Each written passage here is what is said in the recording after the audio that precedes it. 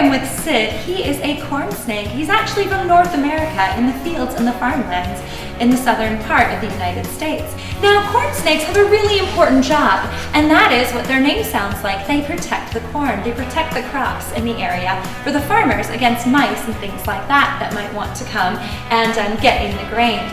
So corn snakes are actually called corn snakes, not only because they live in the fields, but because of this gorgeous Indian pattern that they have on their bellies of Indian corn. Now, corn snakes are also constrictors. Snakes tend to be divided into two categories. They can be venomous, having venom, or they can be constrictors.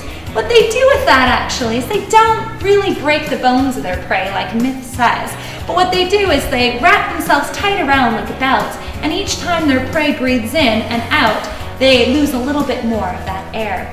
So corn snakes have a great way of being able to eat their prey. They can only eat things about 3 times the size of their head though, and they do that by stretching their mouth out nice and wide. They have ligaments on the side just like a rubber band, so they're able to spread their mouths out about 3 times the size of their body. Now they've got some other really important features on them.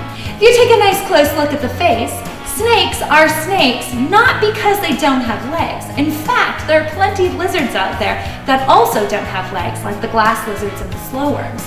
But these guys are actually snakes because they don't have ears. Now, snakes don't need their ears. It's not very important to them. They don't need to be able to hear what I'm saying, but they can actually feel the vibrations of my body. And also that's when they know where things are dangerous or not as well from their territory. They have another cool adaptation, and that's their forked tongue. If you get a nice clear look at this, you can actually see Sid flicking his tongue. What he's doing is he's tasting the air. He's tasting and smelling it at the same time. And just like a fork in the road, it lets him know which direction the prey is in and which way to go. He doesn't have any eyelids, but again, he doesn't need them. He's got a nice clear scale called a brill that covers his eyes.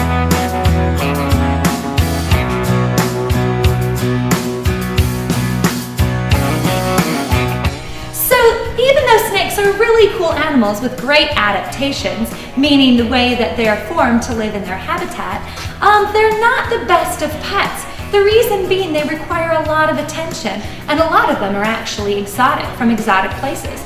We also have the royal python here at Shepherd Wildlife Park, as well as the boa constrictors. And all of our snakes here have been rehomed, so this has been the second place that they've come to live with us.